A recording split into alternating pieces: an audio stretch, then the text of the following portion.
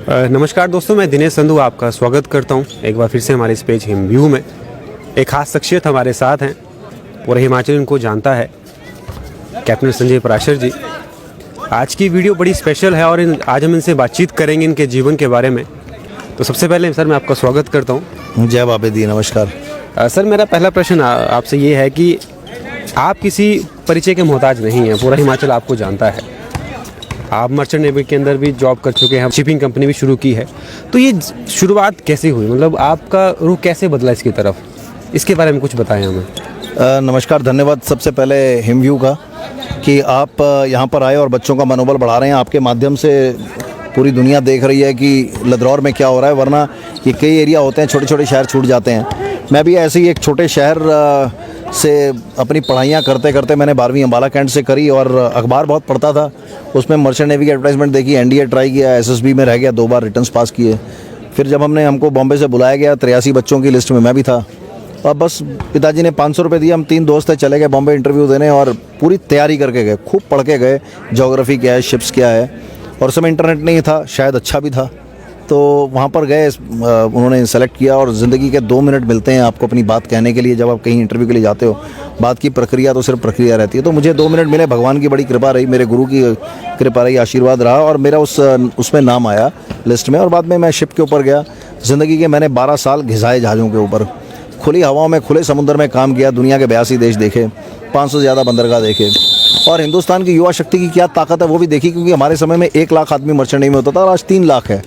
तो कहीं ना कहीं कुछ चीज़ें तो अच्छी चल रही होंगी, वरना इतना बड़ा तबका जो दुनिया का 90% कार्गो मूव होता है मर्चेंट शिप्स के ऊपर, उसमें भारतीयों का इतना बड़ा रोल ना होता। तो कहीं पर वो रोल बड़ा हुआ है, मेरा भी उसमें मेरा भाग्य जुड़ा रहा। बस ये करते करते अब मैं कोरोना काल में गाँव में आया, फिर थोड़ा लंबा समय रह लिया।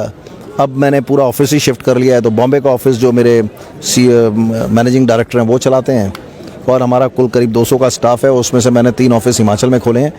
तो पहाड़ों से भी मर्चेंट नेवी हो सकती है, ये हमने सिद्ध करके दिखाया और जिनके दम पर सिद्ध करके दिखाया वो हिमाचली युवक हैं।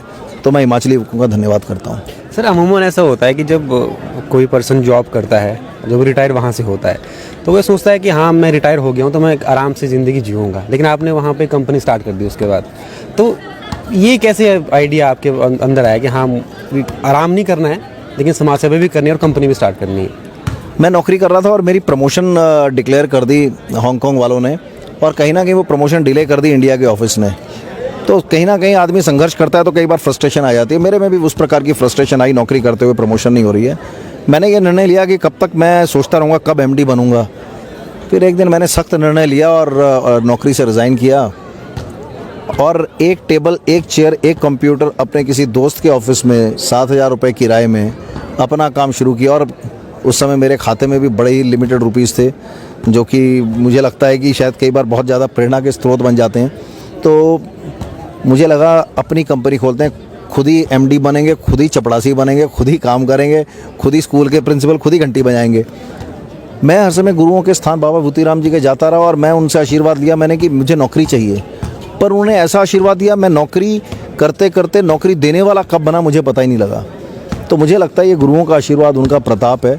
और बस पहला जहाज़ मिला, अच्छा काम किया, फिर दूसरा मिला, तीसरा मिला, फिर अपना खुद का ऑफिस ले लिया, किराए का ऑफिस लिया। बस ये यात्रा चलते रही और 11 साल बाद आज हम 103 जहाज़ों की क्रू मैनेजमेंट करते हैं। और मेरी कंपनी में करीब हर साल हम लोग, अभी हमने अपनी संख्या बढ़ाई है हिमाचल में 3 ऑफिस खोलने के बाद में। और मुझे खुशी है कि सबसे ज़्यादा हिमाचली जो मर्चेंट नेवी में हैं वो सबसे छोटे डिस्ट्रिक्ट हमीरपुर से हैं और कुछ उसमें मेरी कंपनी में भी काम करते हैं। तो ये जो ग्रेजुएशन है ये अपने आप हो जाता है कई बार। और मुझे लगता है कि अगर आप अच्छा काम करेंगे, अगर आप सहज भाव में सिर्फ ये है कि मैंने काम करना और सबसे बढ़िया काम करना है, मुझे लगता है अच्छे काम के खरीदार में दुनिया वाले काफ़ी हैं और मुझे उसका फ़ायदा हुआ। सर चुनौतियाँ भी बड़ी सारी सामने आती हैं, वो उनसे किस तरह से निपटे हैं आप उस समय के लिए? चुनौतियाँ बहुत आती हैं। कई बार कंपनी टूटी, कई बार कोई लोग चले गए, कई बार जहाज़ चले गए, कई बार उतार चढ़ाव हुआ, कई बार किसी ने, हमारा जो था ओनर ने पैसा नहीं दिया। ये तो चुनौतियाँ तो आती हैं। आई थिंक जब चुनौतियाँ आती हैं तो जो आपकी बचपन में माँ बाप ने कहानियाँ सुनाई हैं, ये जो किताबें आपने पढ़ी हैं, आप उससे सेल्फ मोटिवेटेड रहते हो और आप सोचते हो यार इसका हल कैसे निकालूं। जो आदमी हमेशा हल निकालने के लिए सोचता रहता है, मुझे लगता है वो कहीं ना कहीं अपने ज़िंदगी का समय निकाल देता है।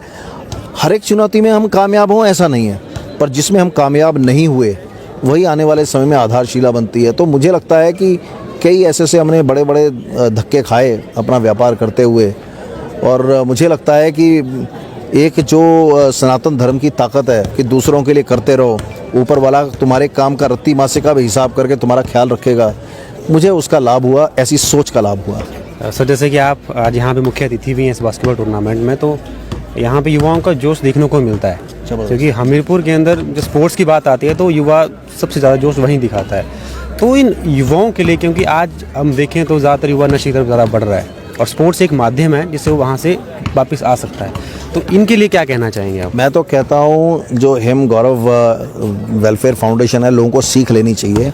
एक युवा जो बड़ा पैशनेट था बास्केटबॉल को, उसकी कोई कारण से मृत्यु हो गई, हम सब ने जाना है दुनिया से, उसका परिवार भी है। उसको लेकर एक दूसरे युवा ने सोचा कि मैं ऐसी फाउंडेशन बनाऊंगा और यहाँ पर उसके नाम की बास्केटबॉल चैंपियनशिप खड़ी करूँगा। लदरौर जैसी जगह से दुनिया को सीख लेनी चाहिए, और यहाँ पर पंजाब के युवा आ रहे हैं, सब जगह से। युवा हमेशा देश के लिए वरदान होता है, और जो समाज उस वरदान को सिद्ध नहीं कर सकता वह समाज खत्म हो जाता है, वो सिविलाइजेशंस खत्म हो जाती हैं। तो हमीरपुर से तो हमेशा सीखने के लिए बहुत कुछ है, लेकिन हमीरपुर में लदरौर से सीखने के लिए मैं बड़ा हैरान हूँ। इतना अच्छा बास्केटबॉल कोर्ट, इतनी बढ़िया सी टाइलिंग यहाँ पर लगी है, वर्ल्ड क्लास के आपके पास रेफरी आए हैं। तो मुझे लगता है यहाँ की जो युवा शक्ति है उसको देखकर मैं भी आज यहाँ से बड़ा प्रेरित होकर जा रहा हूँ। भगवान करे कभी कांगड़ा में मुझे भी ऐसा देखने को मिले, मेरे गांव के आसपास देखने को मिले बास्केटबॉल वॉलीबॉल चैंपियनशिप्स वहाँ हो। तो मैं यहाँ के युवाओं को एक ही संदेश देना चाहता हूँ, खेलों के साथ में आगे क्या काम करना है उस पर ज़रूर ध्यान दें। अगर आपको नौकरी करनी है, खुद का बिजनेस करना है, क्या करना है, वो भी फोकस ना छोड़ें। और मुझे लगता है जितने सक्षम यहाँ के युवा हैं, शायद इतने छोटे डिस्ट्रिक्ट में इतने बड़े बड़े अवसर देने वाला हमीरपुर, मुझे लगता है इसके बराबरी बाकी डिस्ट्रिक्ट्स को भी करनी चाहिए। तो thank you so much sir हमसे बातचीत करने के लिए। तो साथियों, ये थे आज हमारे साथ कैप्टन संजय पराशर जी। आज हमने इनसे बातचीत की सभी विषयों के बारे में, कैसे इनकी ज़िंदगी की शुरुआत हुई, किन चुनौतियों को उनको सामना करना पड़ा। तो यही था इस इंटरव्यू के अंदर। धन्यवाद।